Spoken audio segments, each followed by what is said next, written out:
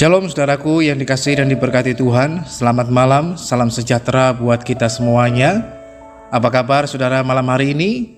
Doa kami saudara selalu dalam keadaan yang luar biasa baik, tetap dalam penyertaan dan dalam pemeliharaan Tuhan yang hidup.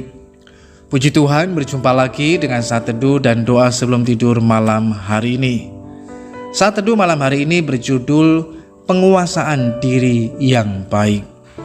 Firman Tuhan dalam Galatia pasal yang kelima ayat yang ke-22 dan 23 mengatakan, tetapi buah roh ialah kasih, sukacita, damai sejahtera, kesabaran, kemurahan, kebaikan, kesetiaan, kelemah lembutan, penguasaan diri. Tidak ada hukum yang menentang hal-hal itu. Saudara yang dikasihi dan diberkati Tuhan, pike adalah nama yang diberikan untuk salah satu jenis ikan karnivora air tawar yang ditemukan di belahan bumi bagian utara. Ikan pike lebih menyukai tempat yang gelap di danau atau di sungai, karena tempat seperti itulah yang sangat menguntungkan baginya untuk dapat berburu mangsanya.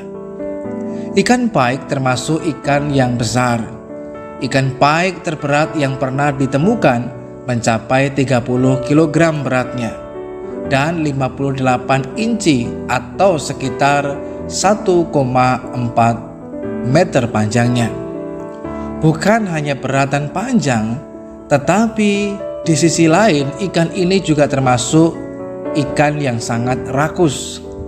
Dia bukan saja makan ikan-ikan lain yang lebih kecil darinya, tetapi juga seringkali bahkan makan tikus air, bebek, katak, dan serangga-serangga.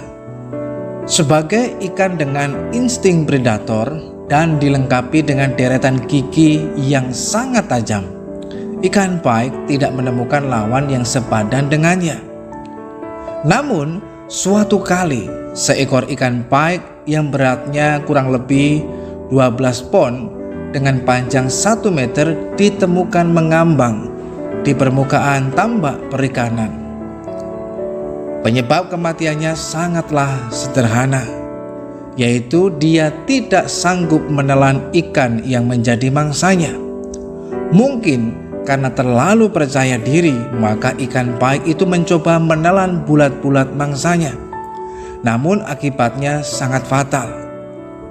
Hal itu telah membuatnya mati dalam kondisi mangsanya yang beratnya 1,5 kg itu terjebak di tenggorokannya. Seorang penasihat ilmiah di Inggris yang bernama Dr. Bruno mengatakan, ikan pike ini tidak bisa bernafas. Ia makan tetapi tidak bisa menelannya. Ini sangat jarang terjadi. Pike tersebut telah tersedak sampai mati, sebab ikan mangsanya mencegah oksigen masuk ke insangnya. Secara terpisah, David Plampin, sekretaris kelompok pemancing, mengatakan insiden seperti ini nyaris tidak pernah terdengar. Pike diketahui memangsa bebek dan ikan yang beratnya hanya setengah kilogram, tidak pernah memangsa ikan sebesar itu. Tragis, ikan pemangsa mati karena mangsanya. Ikan ini rakus dan mati karena kerakusannya sendiri. Saudara yang dikasihi dan diberkati Tuhan, di dalam kehidupan kita manusia, sebenarnya sikap rakus itu bukan perkara yang hanya bertumbuh pada makanan saja. Sebab kalau hanya banyak makan, hal itu tidak perlu dipersoalkan. Rakus termasuk hawa nafsu negatif. Bisa dikatakan bahwa orang yang rakus adalah orang yang dikuasai oleh kedagingan, keinginan mata, oleh keangkuhan hidup dan lain sebagainya. Tentu saja hal ini sesuatu yang sangat tidak berkenan kepada Tuhan. Malam hari ini melalui kebenaran firman Tuhan dalam surat Galatia ini juga mengingatkan kepada kita semuanya agar dalam kehidupan kita menghasilkan buah roh, dan salah satunya adalah penguasaan diri. Penguasaan diri yang baik akan membuat kita dapat menguasai diri dengan baik, sehingga hidup kita tidak dikuasai oleh keinginan, hidup kita tidak dikuasai oleh kedagingan, keinginan mata, keangkuhan hidup, dan lain sebagainya. Tetapi hidup kita dapat dikendalikan dengan sebaik-baiknya sehingga memiliki sebuah penguasaan diri yang begitu baik. Saudara yang dikasihi Tuhan, di dalam Perjanjian Lama kita bisa melihat sebuah contoh pengalaman bangsa Israel yang disusupi oleh orang-orang yang bernafsu rakus, yang mempengaruhi sebagian besar dari bangsa Israel untuk memberontak terhadap Tuhan. Tuhan murka kepada mereka. Di dalam Perjanjian Baru, kata rakus hanya ditujukan bagi para ahli Taurat dan orang-orang Farisi. Kita tahu bahwa mereka adalah orang-orang yang tidak dikenal oleh Tuhan. Kita harus menjauhkan diri dari hal ini, sebab selain tidak berguna secara jasmani, tetapi juga secara rohani.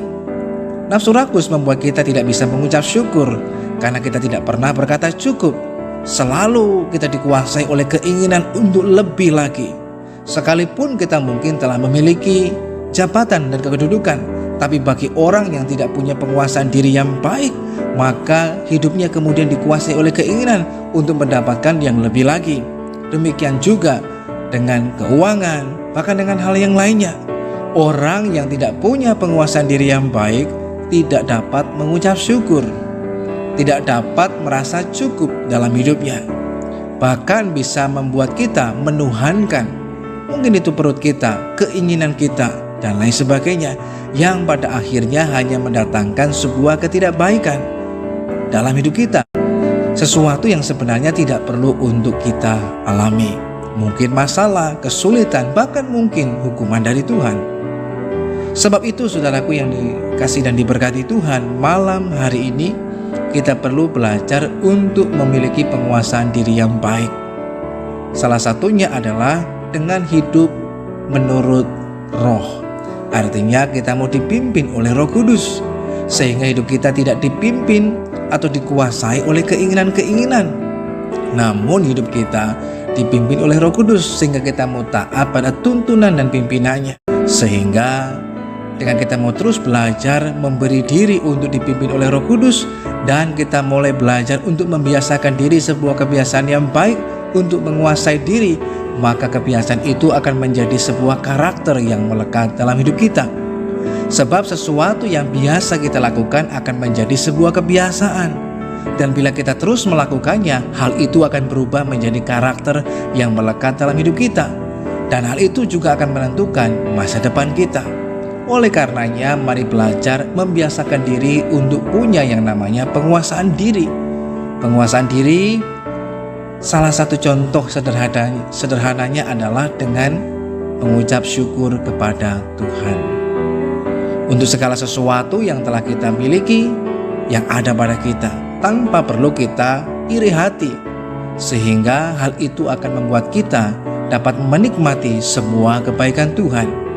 Malam hari ini saudara yang dikasihi Tuhan, mari belajar membangun penguasaan diri dalam kehidupan kita dengan cara milikilah rasa cukup dan rasa syukur untuk segala sesuatunya, tanpa perlu iri hati, tanpa perlu dikuasai oleh keinginan-keinginan yang lebih lagi, tetapi bersyukurlah dengan segala sesuatu yang Tuhan telah nyatakan. Mari kita berdoa. Bapa, kami mengucap syukur lagi kepadamu Tuhan untuk kasih dan anugerah-Mu dalam kehidupan kami. Kami telah mendengarkan firman-Mu, firman-Mu sungguh berharga, mengingatkan lagi dalam hidup kami, agar dalam hidup ini kami tidak dikuasai oleh keinginan-keinginan dalam diri kami, sehingga kami menjadi orang yang mungkin rakus, tapi kami belajar untuk mau menguasai diri kami, sehingga buah roh penguasaan diri itu muncul dalam hidup kami, dengan jalan untuk kami belajar hidup menurut roh. Artinya kami mau dipimpin oleh Roh Kudus untuk mengikuti kehendak Tuhan, bukan kehendak kami. Kami sadar kami tidak mampu tanpa pertolongan Tuhan. Itu sebabnya kami bersandar penuh kepada Tuhan, sehingga Roh Kudus akan menolong dan menuntun kami, memampukan kami untuk kami dapat melakukan firman-Mu. Kami menyerahkan lagi kehidupan kami dalam tangan Tuhan. Tuhan kiranya menyatakan penyertaan, perlindungan-Mu atas kami, sehingga kami dapat tidur dan beristirahat dengan segala baik. Di dalam nama Tuhan Yesus Kristus kami berdoa dan mengucap syukur. Haleluya. Amin. Keinginan dalam kehidupan kita hanya mendatangkan kerugian. Sebaliknya, penguasaan diri akan mendatangkan keuntungan. Belajarlah untuk menguasai diri, sehingga buah roh penguasaan diri akan muncul dalam hidup kita. Selamat malam, selamat beristirahat. Tuhan Yesus Kristus memberkati kita semuanya, dan sampai berjumpa lagi pada saat teduh dan doa sebelum tidur yang selanjutnya.